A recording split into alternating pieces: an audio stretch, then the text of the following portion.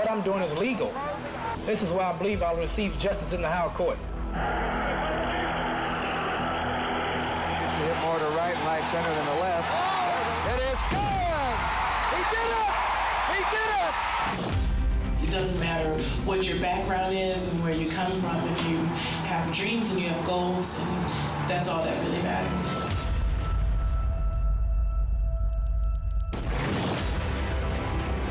But there's only one Usain Bolt. I owe, a lot to Charlie. The freedom of expression that the entire world could see.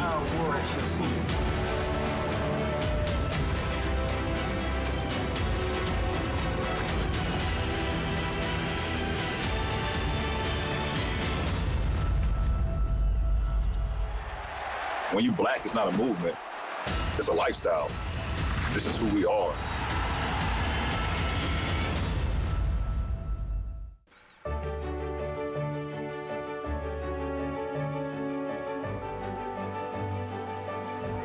Nelson Mandela made a habit of surrounding himself with world-class fighters.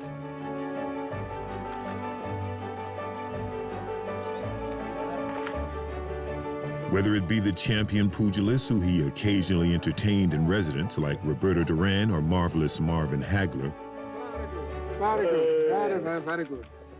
I fear his counterpunch.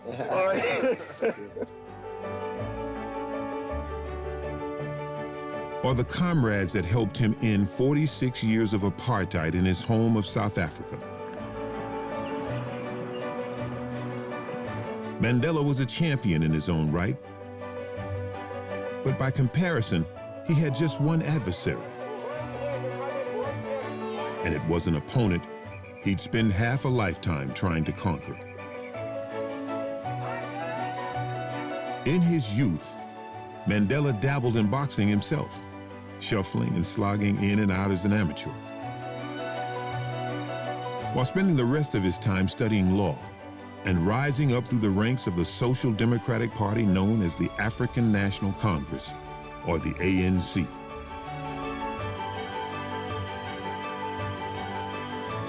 In 1948, when South Africa's National Party established apartheid, a system of racial segregation that privileged whites, Mandela committed himself to its abolishment. And it was that fight that landed him 27 years in prison.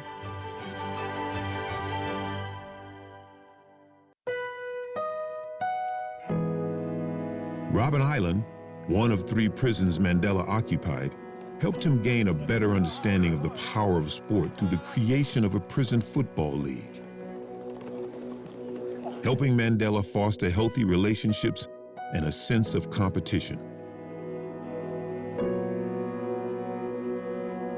Upon Mandela's release from prison in 1990, he was appointed as president of the African National Congress, and by 1993, after much bloodshed, the ANC had made inroads with F.W. de Klerk's all-white National Party to end apartheid. Every South African is facing a choice. Either to support constitutional change and everything which is reasonably required for its success, or to retire into the lager and prepare for an armed and bloody struggle. For their efforts, both Mandela and de Klerk were jointly awarded the Nobel Peace Prize, but not before the democratic process was threatened after well-known ANC activists were assassinated.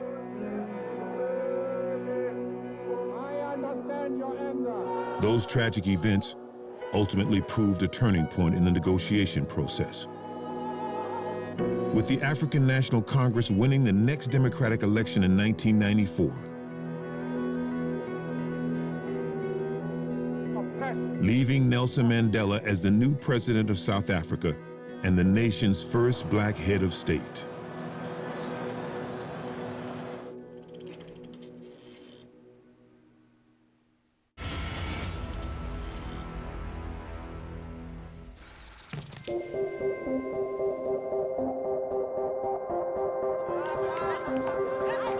Cricket and football are South Africa's most popular team-oriented sports, along with rugby union. And by his own admission, Nelson Mandela wasn't a fan of rugby, acknowledging most of the rules were a mystery to him.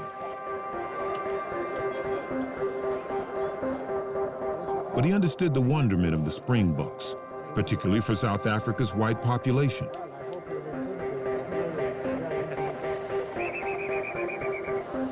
One year into his presidency in 1995, Mandela attended a South Africa match and witnessed firsthand the segregation of blacks who were cheering vehemently against the home side. Mandela, the eternal optimist, knew this had to change. The most prestigious tournament held in World Rugby is the World Cup, a competition held every 4 years, which South Africa didn't compete in from its inception in 1987 through to 1991 due to anti-apartheid boycotts.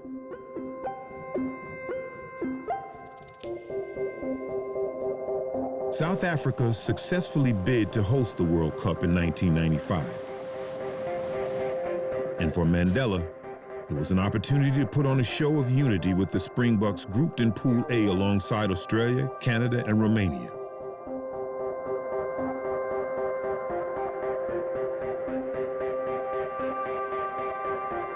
Australia's Wallabies were the defending champions, and Mandela knew his Chargers had a challenge on their hand.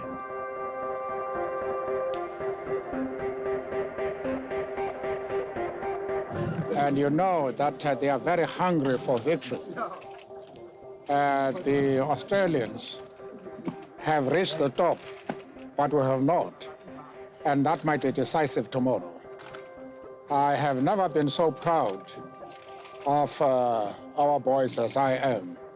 That's wonderful. I mean, it's exciting. The guys are really thrilled.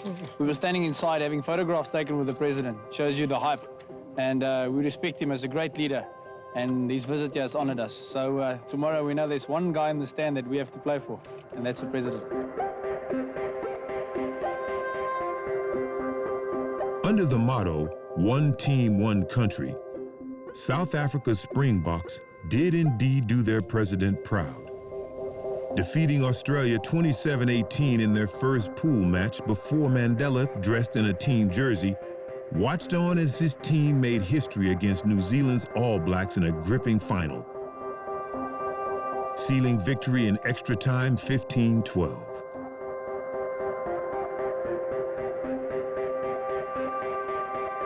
As F.W. de Klerk later put it, the 1995 Rugby World Cup final was the moment Mandela won the hearts of millions of white rugby fans.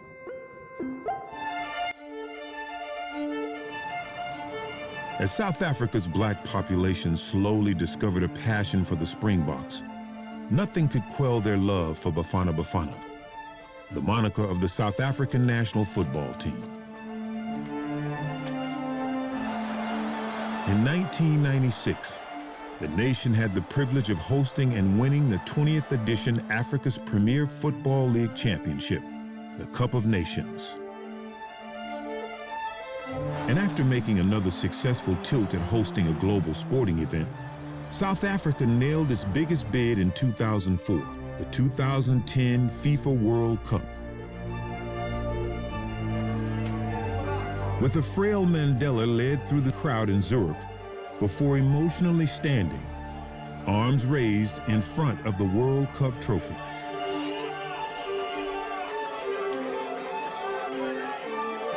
It stirred up memories of Robben Island, with football and Mandela triumphant once again.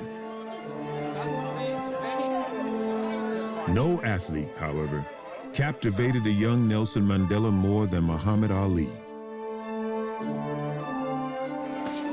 Considered by many as the greatest sportsman of the 20th century, Ali retired with a 56-5 record.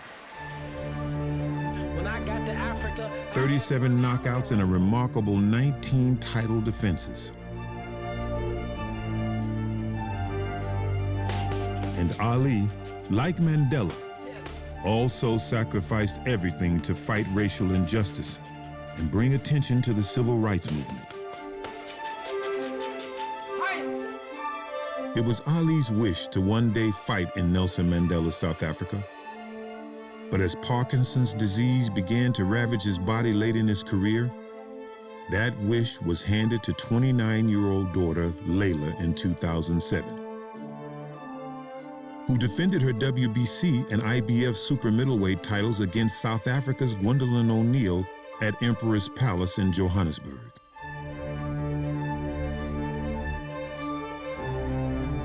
You know, he kept going on about my dad, and I said, "You're a great man too." And he said, "Oh, well, I don't know." And I said, "That's the same thing my dad said." Nelson Mandela passed away in 2013, age 95. Muhammad Ali just 3 years later in 2016.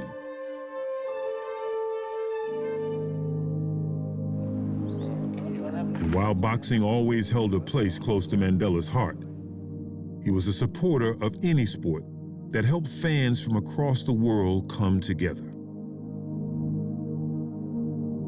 Sport has the power to change the world. It has the power to inspire. It has the power to unite people in a way that little else does.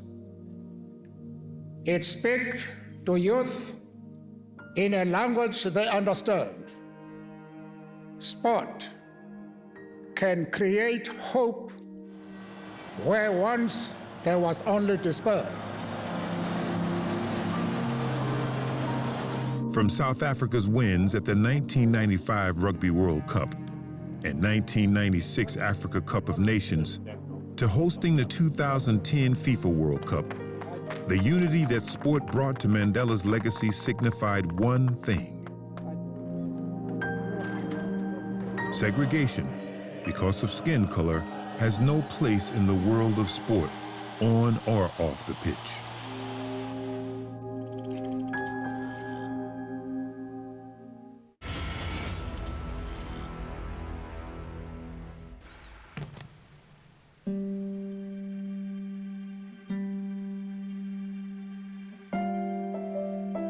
You'd think that measuring in at a whopping 6 foot 10 inches tall and having a defensive game style that could turn a game in an instant, the sport of basketball would be yours for the taking.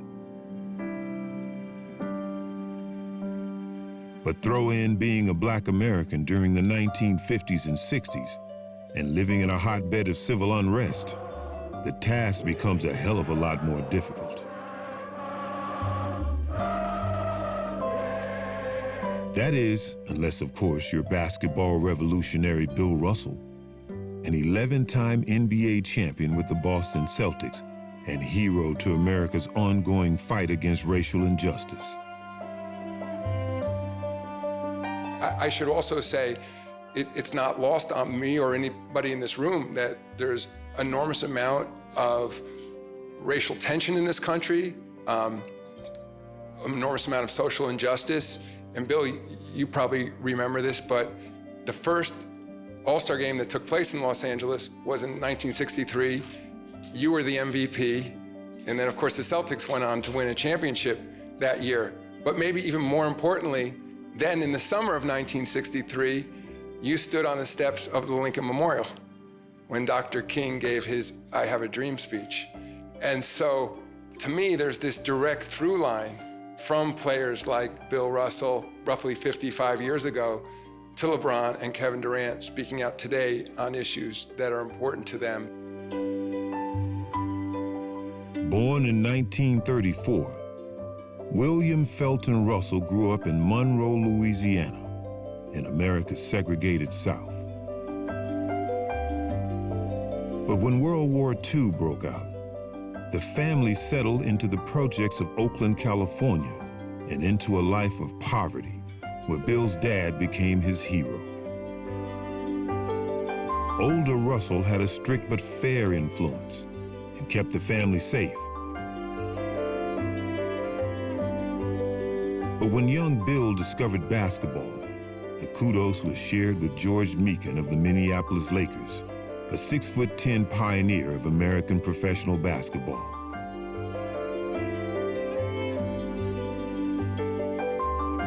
Surprisingly, as a kid, the game of basketball didn't come easy to Bill Russell. He lacked polish. But once he began mastering the skills that went into having the NBA's MVP trophy eventually named in his honor, he upped the ante and began blocking shot after shot, creating offense from his own defense and influencing the game like no other.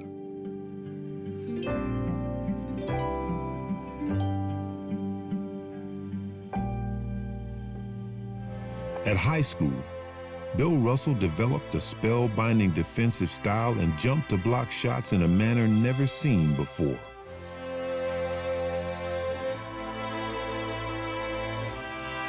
He attended the University of San Francisco after being offered a scholarship in 1953, punching what Bill considered to be his ticket to escape the poverty and the racism he'd become so accustomed to.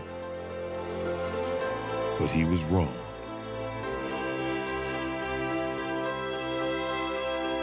Russell was selected at USF, along with 2 other Black Americans. Hal Perry and future Boston teammate and NBA Hall of Famer K.C. Jones, with the 3 becoming the first Black trio to feature in a college starting lineup. And it wasn't long before racial discrimination reared up at a 1954 all-college tournament, where each were denied hotel accommodation in Oklahoma City due to their color. But any reservations Russell, Perry, and Jones may have had over racial intolerance coming from their teammates were dismissed when the entire team chose to stay together in a vacant college dormitory.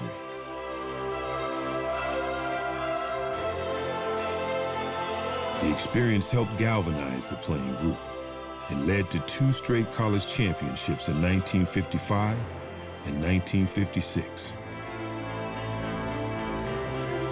In the 1955 season, Russell averaged 21.4 points and 20.4 rebounds, leading his team to an almost flawless season of 28 wins and 1 loss.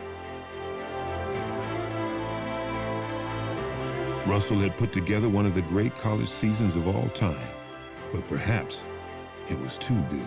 He won the NCAA's Player of the Year, the Final Four's MVP, and first-team All-American. But the National Collegiate Athletic Association then initiated a number of rule changes, known as Russell's Rules, to help restrict his powerful influence on the game. In the history of basketball, only 4 players, George Mikan, Kareem Abdul-Jabbar, Wilt Chamberlain, and Russell, have had rules instituted to prevent them from scoring. But altering the game's guidelines wouldn't stop Russell's influence. Just a year later, he led the USF to the perfect season in 1956, with Russell averaging 20.5 points and 21 rebounds, and an impeccable 29-0 record. At USF, Russell was also noted for his efforts in the high jump. One of his highest leaps on record occurred at the West Coast Relays event, with Russell clearing 2.6 meters to equal Charlie Dumas, a future Olympian.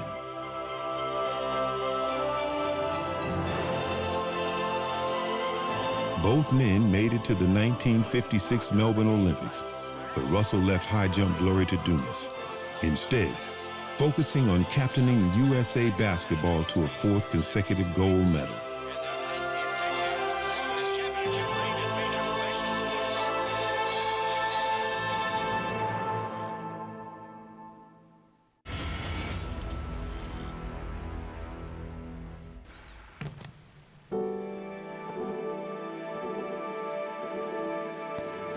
Olympic Park, another game site. If it wasn't for the Olympics, Bill Russell could have turned professional sooner.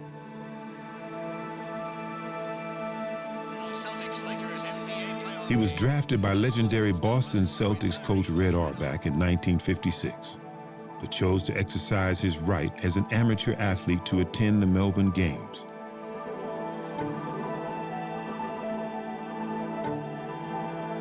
When he did return, however, for his 1956-1957 NBA rookie season, he immediately set about cementing himself as a champion of the game.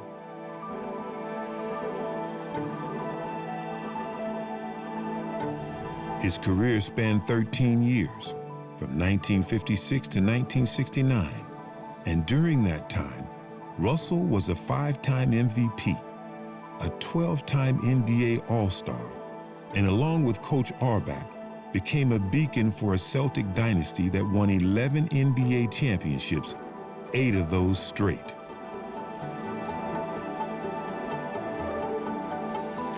The game had never seen someone as strong, quick, intense, or as intelligent.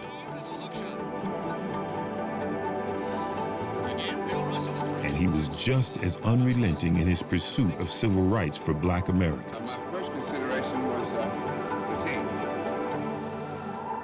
In 1961, Russell and his Black teammates sat out a game against the St. Louis Hawks after being refused service at a coffee shop in Lexington, Kentucky. In 1967, he was an integral part of the Cleveland Summit, a meeting of influential Black athletes supporting boxer Muhammad Ali in his refusal to be drafted to the Vietnam War.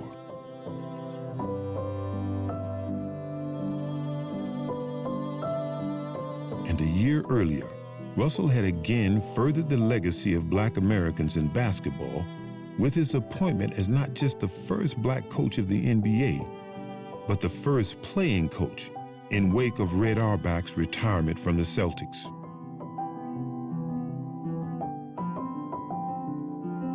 Over the next 2 seasons, Russell put together a 102-62 regular season record, while leading Boston to back-to-back NBA titles in 1968 and 1969, breaking down another barrier and paving the way for the cavalcade of modern-day Black coaches.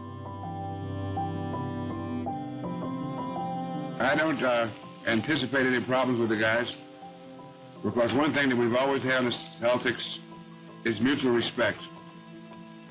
And we think that's the most necessary ingredient for a winning combination. And when a reporter naively asked Russell if, as the first Black coach of a major league sport, could he do the job impartially without any racial prejudice in reverse, Russell was emphatic in his response. Yes, because the most important factor is respect. In basketball, respect a man for his ability, period. Putting it simply, Bill Russell is the most successful player in NBA history. To put it mildly, what he was able to achieve for Black America through such an era of racism and discrimination is profound. It's why in NBA basketball, when you think of the game's most valued player, you think of Bill Russell.